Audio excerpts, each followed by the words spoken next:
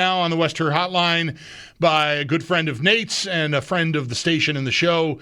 Spent a few years here on the Bills beat for ESPN's NFL Nation, now doing that same thing in Miami where he covers the Dolphins. He is, of course, Marcel Louis-Jacques.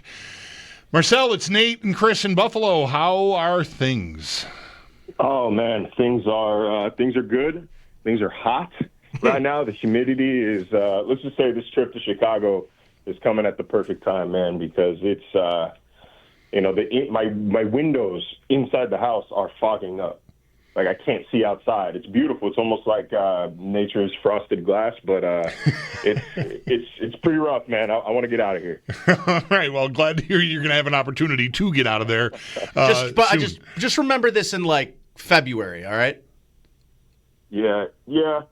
This is fair. I was about to say, as it was coming out, I'm like, dude, this is like the last audience. Who are you talking to? Who are you talking to right now? This is like the absolute worst audience in the world to be complaining about weather to in August. Yeah. So sorry, y'all. Yeah, we forgive you. No problem. On behalf of the audience, I'm sure they're fine. The Dolphins are a very interesting team to me this year, Marcel. Like last year at this time, I still felt like they were the team that was closest in the Bills' rearview mirror, and I'm not sure I feel that way now. I could be overreacting to a lot of storylines about a lack of discipline and kind of a rudderless ship and all that kind of stuff. What's your read of the overall? Like what it feels like from, again, 1,000 miles away here, like the Dolphins were trying to rid themselves of guys that might have been problems and try to empower the coaching staff and sort of take hold of things. But again, that's a read from far away here. What's the real story there? Yeah, I mean, let's call it what it is. When one of your best players, who is also one of the best players in the league, doesn't respect the head coach, you're going to have a hard time. You know what I'm saying? Like, you're going to have difficult. This is like, I don't know, Matt Milano openly not listening to Sean McDermott. Like, it's not a perfect comparison, but you get what I'm trying to say. It's going to breed instability and tension, and that is what they're hoping for. The exact phrase that I heard from a team source was, and this is going to sound familiar to y'all, addition by subtraction. That's how they see this. Addition, not necessarily Jonnu Smith. I think that was a legitimate gut punch for Miami. They just didn't want to pay him after 1 year like that. I'm sure that, they didn't want to pay him what Pittsburgh ultimately ended up paying him, but it's neither here nor there. I think what we're hearing right now from Dolphins players is really a lot of transparency, a lot of admitting that last year was the kumbaya stuff was bull. Straight up, Bradley Chubb told us they were lying to us last year, which odd because now it's like, okay, well, do we trust you now? Right. Like, are we supposed to believe this now? But from what we actually see and what we're able to see, it doesn't sound like nonsense this year. Little things. Jalen Phillips leading the edge rushers in between series, running sprints when they're not getting snaps. I asked him about it today. He said he just likes to get an edge. He likes to make sure that they're always doing something, that they're always working. Tua throws an interception the other day to Minkah Fitzpatrick. Tyreek Hill sprints 80-some odd yards to track him down. Think like DK Metcalf and Budda Baker from a few years ago. It's a little thing that, you might roll your eyes at from the outside, but inside, you're saying, oh, that's the kind of effort that this guy is giving in August. This is the same dude who needs to rebuild his image after effectively quitting on the team in January. Okay, maybe they're getting somewhere. Maybe they're onto something. But that's obviously that's culture inside the building. Then you got to look at the actual talent. Offensively, this is more or less the same team. They beefed up a little bit on the offensive line. They're hoping that it makes a difference. Patrick Paul taking over for Teron Armstead, passing that test with flying colors in practice so far. Jonah Savaianaya is probably going to start there at left guard. That's why they picked him in the second round to throw him into the fire. Offensively, they should be fine. Front seven, they should be excellent. It's that secondary that we're still learning about. Yeah. Well, I obviously want to get more into the roster, but I want to ask you while we're on the I started you on the culture portion of this conversation. How much has Mike McDaniel talked about needing to adjust and learning how to effectively lead a team? Because I in a vacuum, I loved his style coming in, but I often wondered, how will it really work with a team full of football players, a room full of football players? Certainly some guys would really dig his vibe, but I feel like there was a chance that some guys would think like, what's our head coach all about here? Has he talked about needing to adapt, or is that still kind of a closed subject? Yeah, I mean, that's something he's a little vague about. It says, like in anything, everything is a constant state of learning, right? A constant state of constant education. But he kind of told us, like, all right, I clearly have to adjust from just posting fines when people are late. Like, I can't just say, like, this guy's late, here's your fine. Like, it can't come from him. And that's kind of the message, the overarching message here. It's about accountability. The players have to, it's their team. He said that multiple times. This is the players' team. Obviously, like, you want your coach to be able to coach, to steer the ship, to do that, but, like, this isn't The Sims. He can't control every little action that they do. At the end of the day, they have to want it. They have to hold each other accountable. They have to listen. They have to be on time. So I think, like, he kind of I don't want to say pleaded, because that sounds a little weak, but he stressed, let's say, to team leaders, guys like Jalen Phillips, like Zach Sealer, Aaron Brewer, Jordan Brooks. You guys have to hold each other accountable. There can be no lapses. Like last year, there's nobody that is chewing Jalen Ramsey out. But this year, Tyreek and Jalen Waddle complain about sprints, and Jordan Brooks gets on them after practice about it. Like there's just, like I said, little changes here that I know we want to say it's got to be the coach, but the coach wants it to be the players. He wants it to be the leaders, because it feels more organic that way than if you're just kind of like saying yes sir to the guy in charge, and you don't really want to do the dishes. He wants them to want to do the dishes. Okay, I think it's a really good. It's a pretty good analogy, Marcel. I guess who part wants of this, to do the dishes? Nobody does, but you feel like it's the right thing to do, right. So you do that. That's right. Yeah, that's it. I think I'm not going to say that maybe the conversation internally and within the Dolphins fan base is different than this, but I think from the outside looking in, especially from the national media, you don't hear a lot about Chris Grier's involvement in this, which this is a guy that picked this roster. I thought 2 years ago that towards the end of the season and into that offseason, the way that the players were talking about Vic Fangio when he ultimately left and went to Philadelphia and, by the way, won a Super Bowl, something that to me was maybe the biggest red flag that I had ever seen from players like Jalen Ramsey, who is a veteran in the league, who's been outspoken over the course of his career. That's not new to me. But to sort of hear the criticisms, the open criticisms of, well, who the heck's Vic Fangio when he's one of the best defensive coordinators of the era, I always felt like that was the red flag to me, that I don't know that this is a roster that's built the right way. And maybe they're more talented than other teams, but I just wonder, from your perspective, do you think that the criticism for Mike McDaniel should be equal or greater to than the criticism that Chris Grier's gotten, because he's really the architect of these players that you're talking about now, taking multiple seasons to figure out that, like, your head coach can't be the one that holds you accountable. And Marcel, like, that's a concept you learn in varsity in high school. Like, the coach leaves, and it's up to the leadership council. And that to me, that's not something you should be learning into year 4 of your head coach. Oh, don't get me wrong. Like, there is a sense of like, hey man, this is year 4. Why are these very basic principles still being taught? But it is, I think, a byproduct of bringing in the wrong players, of bringing in players for the wrong reasons. I like Chris Grier. I respect Chris Grier. I will criticize Chris Grier in this aspect because the team was built like a Madden roster for a couple of years there. It's tough when you bring guys in and you make them the highest paid players on your team at the expense of homegrown talent leaving.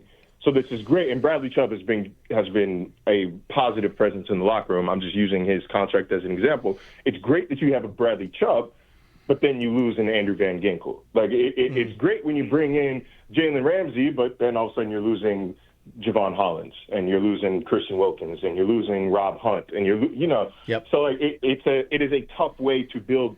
It's a tough way to build. You've got mercenaries sometimes. Like you run the risk of adding mercenaries to your team instead of guys where, okay, this means something to me. Like, this is the team that drafted me. This is my spot. This is my organization.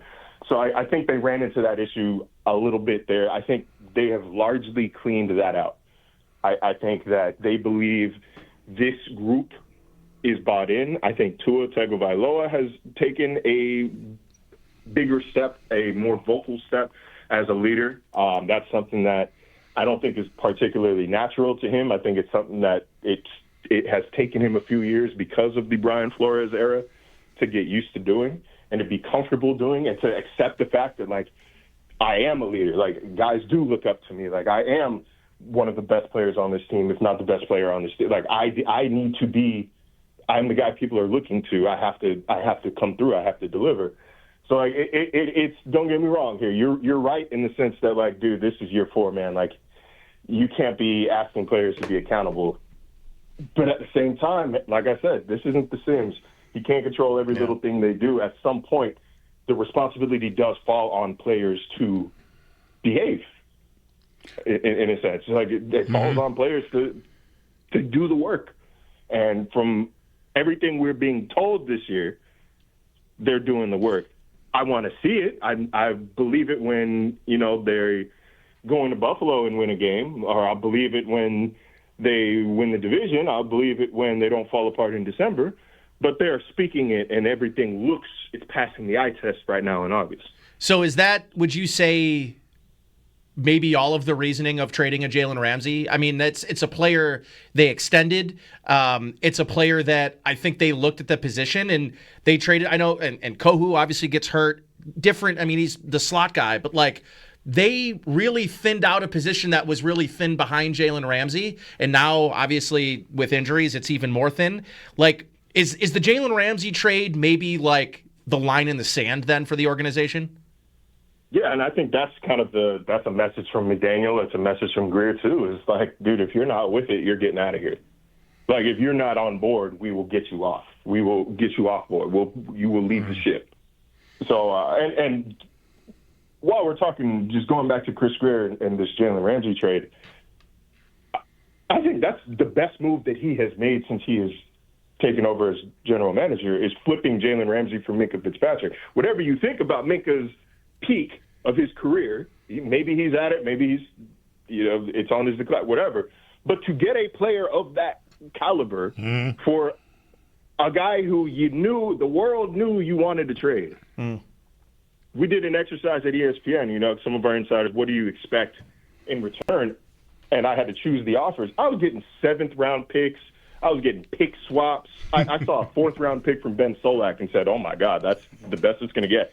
Absolutely, I'll take it. So to get Minkah Fitzpatrick back, I thought was pretty impressive, not even just from an on-field standpoint and from a need standpoint, but culturally, this is a guy who is going to go to work. He's going to put his head down, and he's about business. It's not going to be a distraction off the field. He's not filming this, that, and the third. He's not hopping on streams and on Twitch. I think that's the kind of player that they're hoping for, that kind of cut of player down here. But, yeah, man, look, Jalen Ramsey, I've said it before, they see it as addition by subtraction. I have no doubt he will probably be successful in an organization like Pittsburgh. No-nonsense head coach like Mike Tomlin, a guy who he really respects and can see eye to eye with. I think Jalen Ramsey is the kind of guy who you're not going to get his all unless he feels challenged. Like, and not challenged like I'm in your face, like challenged like he has to try, like he has to use his brain. We could see it in press conferences. We see it on the field. Like, that's just kind of how he's built. He's like the really smart kid in your class who doesn't try unless he's intrigued. doesn't try because he thinks the material's too easy. All right. Marcel Louis-Jacques on the Dolphins beat with ESPN on the Western Hotline with us for a few more minutes here. You mentioned Hill and Waddle. Hill has been on a bit of a sort of, like mending fences type of deal, and maybe chiefly with his quarterback. How would you assess the relationship right now between Tyreek Hill and Tua Tagovailoa? I think Tua's comments the other day were deliberate, right? Like that's what I'm talking about when he's coming into his own as a leader, as a person who, is going to hold players accountable publicly, privately, whatever it takes, no matter who it is. I think it was a display to show that nobody is safe from this. Nobody's exempt from this new culture of accountability. But like, don't let that confuse you with they were pissed in the moment. They were pissed when it happened. Guys weren't happy. Like, this is the only time, guys, that I have seen a player quit on the team and remain on the team. Yeah. I forget who it was who tried to pull this in San Francisco, and they crushed him as soon as there was a microphone held up to them. Campbell, right? The linebacker? Yeah, Devondre Campbell. Yeah, Devondre Campbell, yep. Yeah. They were the Niners were they held on to him so that he couldn't go play anywhere else. Like that's the kind of response you usually get when you pull yourself out of a game, and especially when you go to the media talking about maybe I could play here, maybe I should be somewhere else. I don't know. Like, we'll see. I'm out. Like, he did have to rebuild. Like, I know Tyreek. There's some things he does where you're like, oh, that's Tyreek being Tyreek, and the play typically helps mask some of that behavior. But when you're not necessarily performing on the field, and then you pull that, he had some work to do. And again, this is one of those, by all accounts, he is doing the work. There's been a couple times out of 11 practices where he's late to stretch. I don't know the reasons why. I don't know what he's doing. This is a behavior that was very, very typical throughout the past 3 seasons, to the point where we have to ask PR, hey, is Tyreek healthy or is he missing practice? Because sometimes he's just not out there during media sessions. But for the most part, he's on time. He's certainly engaged. That wrist injury has healed. He's catching the ball a lot better. I think he's doing the work. And again, we're going to have to see it. It doesn't really matter that much in August. I want to see it in November, in December. And, they've got a tough stretch there toward the end of the season that's probably going to make or break. They get Pittsburgh, they got Cincinnati, they've got Washington. There are games that are going to make or break their season late in the year.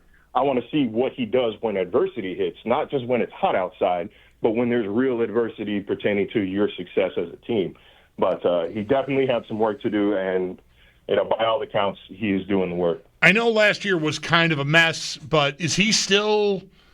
Is his play still capable of masking whatever oddities there might be in his preparation or anything else that you've alluded to here? Is he still Tyreek Hill that we remember torching the Bills?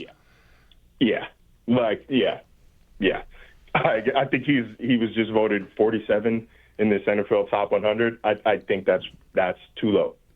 I think it's too low. I think he might not be the number one player in the league like he was entering last season, but I think that there were enough extra external factors, extenuating factors, to write last year off as an anomaly. He did tear a ligament in his wrist in August and played through it instead of getting season-ending surgery. That would explain some of the drops, some of the lapses of focus, some of the absences from practice. He did have to play with Skylar Thompson and Tyler Huntley, and there's a third quarterback whose name I can't remember, but that kind of makes my point for me. They did have to play with the motley crew at quarterback for a lot of the season. Tua was not healthy. That chemistry never really set. So there was enough going on that I think it's the reason why Dolphins in the building have not written him off. They do believe that he's going to bounce back. I think they're going to get the ball in his hands in a number of ways. It's not just going to be Tyreek go deep. I don't know if I'm at liberty to say what we've seen in practice, but I think they're going to be creative in how they get him the ball in space. I think you're going to see a bounce back you're going to see a typical Tyreek Hill year this season. He's even and when we talk about doing the work, you could even see it. So this is my fourth year covering Tyreek. He is noticeably slimmer this year. Not just slimmer like, oh, he's skinny, like healthy slim. Like, oh, you've been taking care of yourself this offseason slim. You're not just eating Chipotle every day like he's admitted in the past, in the offseason, and then using your athleticism to get by. You're studying, you're taking notes, which is a bad thing to admit to doing for the first time in your fourth year in an offense, but yeah, late is better than never. Let me ask you one more thing here, Marcel, before we let you go. Obviously, the injuries to the defensive back, their cornerback room, really has been depleted. And I've got, my buddy Brett, as you know, Brett, he's a big Dolphins fan. He keeps telling me about this is Cam Smith's year. Where are you with this defensive back room? And is it an NFL room right now? Or can it be an NFL room if all else goes correct, especially up front in the front seven? Can I tell Brett something on radio, live on radio? I think you could. It's not Cam Smith's year, man. It's not Cam Smith's year. He's missed the last 3 practices. He's already hurt. We asked Mike about him the other day. The first thing out of Mike's mouth is, we're waiting the day where he can stay on the field. Like, this is the guy who can find something nice to say in any situation, and he can't find something nice to say because the guy's not available. This was the easiest path to play time he has had since maybe high school, man, and he wasn't starting. I can't say which group is which, but he was not starting before he got hurt. I think he's a legitimate cut candidate. Wow. This summer, it's tough. I don't like saying that. I don't have joy in saying this guy is not living up to expectations, but like Chris Greer challenged him in April. He said, we can't hold his hand anymore. He has to go. We need him this year. And I don't know that that's what they've gotten from him straight out the gate in training camp. So, I think that's going to end up a miss for Chris Greer. But the good thing is he's missed on high round quarterback or corners, but he keeps hitting on the UDFAs. So Kader Kohu, UDFA, was a big hit. Torn ACL is a huge blow. Yeah. Another guy, Storm Duck. It's not going to be hard to remember that name. Storm Duck, I think, has a bright future here in Miami. I think he's caught the attention of Tyreek Hill and Jalen Waddle. They've kind of taken him under their wing from the opposite side of the line of scrimmage. I think they see a lot of promise in him. The team does as well. It is the first week of August, right? We've known what this cornerbacks room looks like or is going to look like for months now, and there hasn't been any dramatic change to it, right? So what does that tell you? That tells you that the front office, that the coaching staff sees a little more than the public does with this room. I've had this thought watching them at practice, you know what? Maybe the room isn't bad. Maybe it just doesn't have the name brand recognition we're used to seeing out of the room. It doesn't have the Xavier Howard, the Byron Jones, the Jalen Ramsey, the Kendall Fuller in it. But it has some talent. And then not to mention the free agent, the veterans that they did add, Mike Hilton. Mike Hilton said himself he was surprised he was still on the market. This was a double-digit game starter last year. I think he's a solid starting option at nickelback. Jack Jones, if he can keep it together off the field, Jack Jones is a ball hawk. Jack Jones adds that dog element that I think they need in the secondary. These aren't bad corners. So I think it's one of those where they're going to be a little bit better than a lot of us gave them credit for all offseason. But, don't get me wrong, they are still fairly unproven. Marcel, we're already ridiculously late, but really quick. Realistic expectation. Chasing down the Bills for the division, wild card, what's real? Wild card. This is the Bills' division to win. And I'm going to keep it succinct because I know I went long here. This is the Bills' division to win. I refuse to believe anything other than that until I see it. I'm done. I tried it a couple years ago. I was wrong. I don't care if this gets clipped and we're at a point where Dolphins fans can't even argue with me, man. The Bills are the Bills. Yeah. Bills are the Bills. The time shot was not a shot at you going long. I miss cues every segment, so it was not at all directed at you that we were running late. No, my mouth is dry, so I know I've been talking. My own fault. No, we love it. It was great. It was a great visit. It was nice to catch up with you, and hopefully we can do this again once the season gets rolling. Absolutely, man. You know how to find me. All right. Thanks for having me on. That is Marcel Louis-Jacques, ESPN NFL